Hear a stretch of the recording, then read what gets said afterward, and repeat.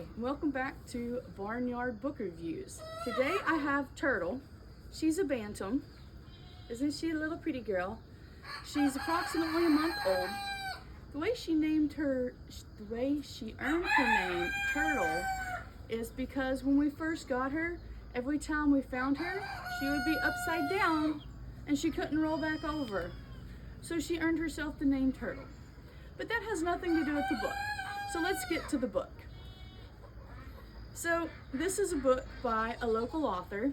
I picked it up probably back earlier in the spring. I'd gone to a vendor event and came across her, and it's a Civil War ghost story.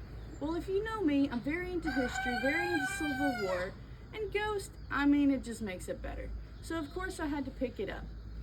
So it's a beautifully written book. The words flow very nicely. It starts out with the main character of Danny in the 1970s, and her and her mom are forced to move into this house. They find out there's a ghost right away. Shortly thereafter, she's given the diary of the lady, and she had committed suicide. Take it back, it does not start out with Danny. The very first couple of pages, the prologue, the ghost hangs herself. But that's just a blip in the front. So she's given the diary of Violet, who is the ghost. And she goes through the diary. Well, at first it's Danny's POV, then you get a few diary entries and you get a little bit of life of Danny, and then you go back to the diary. Well, before long, it's all diary, and then all of a sudden it switches to Violet in like live action, and then a little bit of the diary, and sometimes it repeats the information, and you get through a huge chunk of the book where it's just all of Violet's diary.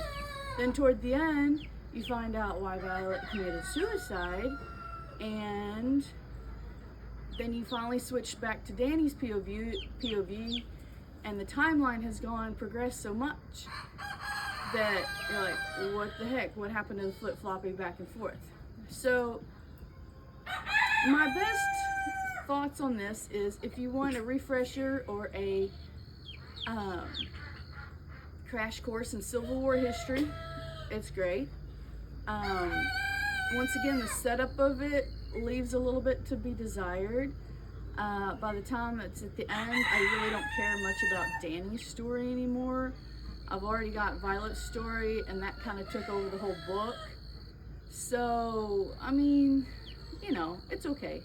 But like I said, the words flowed nicely and everything else. Turtle, what would you recommend? Would you recommend them reading the book? Huh? Would you recommend Violet's Violin?